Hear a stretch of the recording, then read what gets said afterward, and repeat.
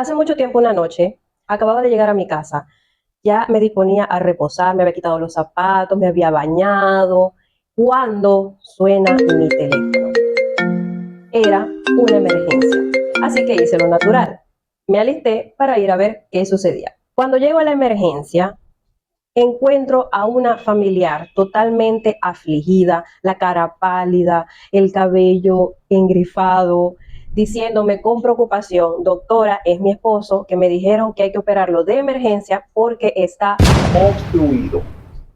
Desde ese punto de partida, yo tomo las cosas con una pinza.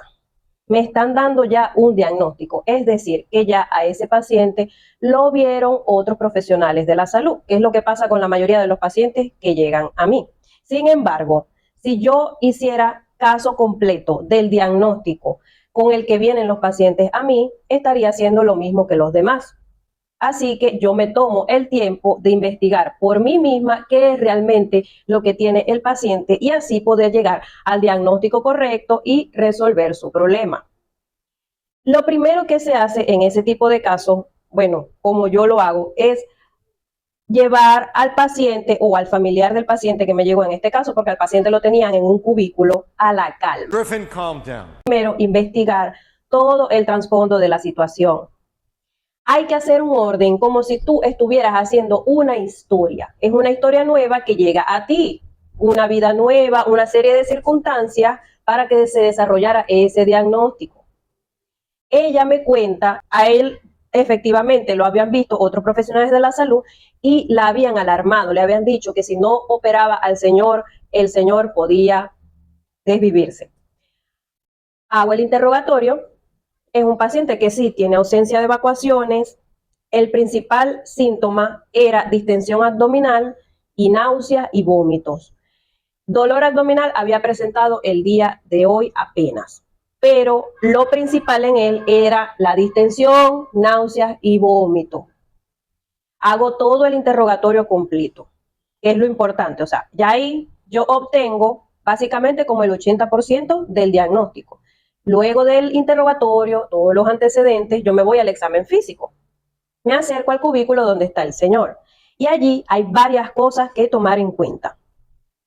Lo primero que observo es que el paciente en ese momento estaba acostado en una camilla y si yo lo observo como un escáner así, de arriba a abajo, es decir, en dirección céfalo-caudal, me doy cuenta de a la inspección cómo está su piel, cómo están sus escleras, si la piel tiene cierta coloración que me llame la atención, si está pálido, y también me doy cuenta de si tiene vías de acceso de algún procedimiento que se haya hecho anteriormente. El señor tenía colocada una sonda nasogástrica.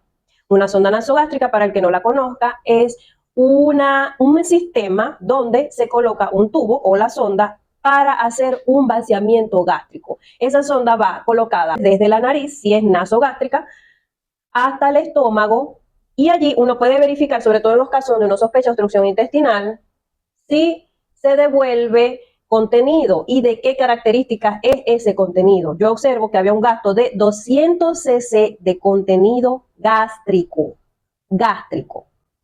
Ahora, eso yo lo tomo. Ok, tiene contenido gástrico, la sonda nasogástrica. Cabe destacar que las sondas también se pueden colocar orogástricas, pero eso es otro tema. El paciente tenía leve tinte ictérico. ¿Qué significa esto? Se refiere a la coloración amarillenta de piel y mucosas. Ya cuando está establecida la ictericia, hay por lo menos 2 miligramos sobre decilitros de bilirrubina. Cardiopulmonar estable. Abdomen distendido. Distendido es la primera palabra porque es lo primero que yo noto. Ustedes tienen que hacer como un orden de las cosas. O sea, ustedes no se van directamente a la palpación del abdomen. No. Ustedes primero ven, luego ocultan, luego escuchan. ¿Por qué auscultar antes de palpar? Porque si tú auscultas luego de palpar, ya los ruidos hidroaéreos se pueden ver modificados por la palpación que tú hiciste. Así que distendido, los ruidos hidroaéreos estaban presentes, pero estaban hipofonéticos, 2 por minuto aproximadamente. Y el abdomen como tal, a la palpación no estaba doloroso, solo estaba muy distendido. Sin embargo, sí estaba blando y depresible en todo su cuadrante. De resto, al examen físico no habían más hallazgos significativos. ellos me presentan también un examen paraclínico que ya se lo habían mandado a realizar, que es la radiografía de abdomen simple de pie. Un examen muy importante que ustedes deben solicitar en caso de sospecha de cualquier paciente que ustedes piensen que pueda estar obstruido, sobre todo. Al mirar la radiografía de abdomen simple de pie, ya yo sabía lo que iba a hacer con ese paciente. Ahora, ¿qué buscar en la radiografía de abdomen simple de pie? Primero, que esté bien tomada. Es decir, yo necesito ver el abdomen completo a través de la radiografía. Para eso ustedes se van a anatomía. ¿Cuáles son los límites del abdomen o los reparos anatómicos del mismo? Tenemos que en la parte superior es el borde inferior del reborde costal, todo ese reborde inferior. Eso se debe visualizar en la radiografía. En sentido lateral, ¿qué deben ver? La pared abdominal lateral. O sea, se debe ver el límite. Pacientes que a veces te llegan con una radiografía donde en realidad no se ve el límite lateral del abdomen. Esa radiografía estaría mal realizada. Ahora nos vamos a la parte inferior de la radiografía de abdomen simple de pie. Tú tienes que ver por completo el hueso de la pelvis, por completo, de principio a fin. Esto te va a permitir tener una visualización completa en realidad del área del abdomen y de la ampolla rectal. Muchas radiografías me han llegado con esa parte totalmente fuera de cuadro. Así yo no puedo examinar correctamente si hay buen tránsito intestinal a nivel de todo el recorrido de las estructuras digestivas. Yo tengo que examinar todo completo. La radiografía en este caso estaba muy bien tomada. Así que me permitió examinar todo el panorama por completo y establecer un criterio diagnóstico y conducta a seguir. En este caso, el paciente en cuestión no estaba clínicamente obstruido. A esa familiar la habían alarmado por nada. ¿Qué pasa? Que los ojos no ven lo que la mente no conoce. Si tú no conoces el modo correcto de hacer las cosas, de evaluar un estudio de imagen, tú no puedes determinar correctamente el diagnóstico de un paciente. Un diagnóstico quirúrgico de emergencia es una cuestión seria. Es decir, uno tiene que estar al 1000% seguro de que el paciente en verdad requiere una cirugía de emergencia. Una cirugía de emergencia implica tantos cambios a nivel celular en el organismo, tanto estrés físico y mental además del familiar y del paciente, que un mal diagnóstico, es decir, que lleven a alguien a pabellón y realmente no era necesario, es algo muy problemático. Así que antes de dar un diagnóstico quirúrgico a un paciente, así tú no seas el médico que va a operar a ese paciente, debes tener mucha responsabilidad, debes tener humanidad, debes tener mucho tacto al momento de decir las cosas. Tú no sabes lo que tú ocasionas en alguien cuando tú le dices a esa persona, hay que operarte de emergencia.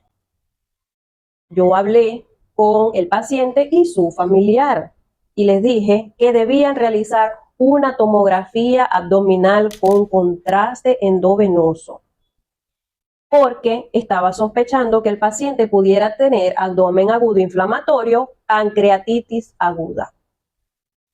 Le di las órdenes, conversé con ellos de cómo era que había llegado a esa conclusión. Yo les hago hasta dibujitos y todo al paciente porque yo siento que el paciente merece conocer qué es lo que está pasando con su cuerpo. Es su cuerpo, es algo sagrado para el paciente y si es sagrado para el paciente también es sagrado para mí. Ellos merecen conocer qué es lo que está pasando, que se les expliquen bien las cosas. Les di las órdenes y a la mañana siguiente, bueno, eso ellos se lo hicieron al día siguiente, yo recibí el resultado como tal de la tomografía 48 horas después aproximadamente y efectivamente el paciente estaba cursando con un cuadro de pancreatitis aguda. Es un abdomen agudo inflamatorio, no es un abdomen agudo obstructivo. Si yo hubiese operado a ese paciente en aquella oportunidad, él hoy no estaría aquí entre nosotros. Ustedes no tienen idea de las consecuencias tan graves que puede traer para un paciente, para su vida, operarlo si este tiene un diagnóstico de abdomen agudo inflamatorio, pancreatitis aguda. De hecho, hay un dicho en cirugía que dice que las pancreatitis no se tocan. Meter a pabellón a operar a un paciente con pancreatitis aguda es una catástrofe. Es decir, si va mal diagnosticado. Claro, hay casos, como todo, hay excepciones en la vida en las cuales un paciente con diagnóstico de pancreatitis aguda debe ir a pabellón y son casos catastróficos, o sea, son tragedias abdominales cuando una pancreatitis tiene que ir a pabellón. Pero no era el caso de él. Yo le coloqué tratamiento endovenoso, que de hecho él lo pudo recibir en domicilio porque tenía los medios para que una enfermera fuera, lo monitorizara y le colocara el tratamiento, y ya el paciente en 3 días estaba sin síntomas, había mejorado por completo.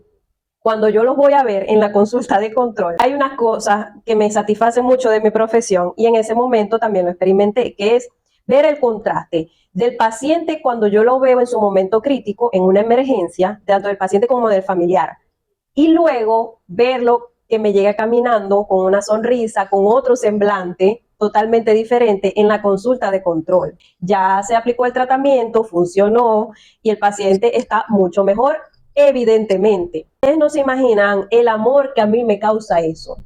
Ver que, wow, todo ese conocimiento, todos esos años de estudio han servido de algo. Pude de verdad mejorar esa vida, pude rescatarlo. Eso es demasiado gratificante. Más, mucho, mucho más gratificante que tener un dolor de cabeza y póngase un poco más, mucho más de dinero en el bolsillo por haber realizado una cirugía y esa cirugía resulta que no estaba indicada. Para nada va conmigo eso. Prefiero 1000 veces ayudar a las personas, realmente ayudarlas y tener paz mental. Así que esto les quede de lección. Deben observar bien cuáles son los parámetros de los estudios que te está presentando el paciente, el examen físico, el interrogatorio. En cada paso del proceso de hacer un diagnóstico, aplicar un tratamiento y luego hacer un seguimiento, todo tiene su técnica, su tiempo, su momento de atención. Y se los digo yo como persona que está dentro del espectro autista. Yo soy neurodivergente y lo he dicho antes y soy autista. Así que la cuestión de la atención a mí me cuesta más que a los demás. Pero incluso así yo aplico mis técnicas para poder estar por completo presente en el momento ante el desafío que se me está presentando. Tengan cuidado con los diagnósticos quirúrgicos de emergencia. Tengan tacto al decir las cosas. Ahora bien, hay parámetros que existen para cada tipo de abdomen agudo.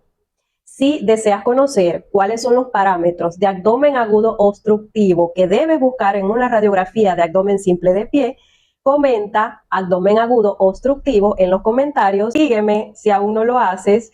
Comparte para que este video llegue a más personas y muchísimas gracias por su atención. Como siempre, va con amor.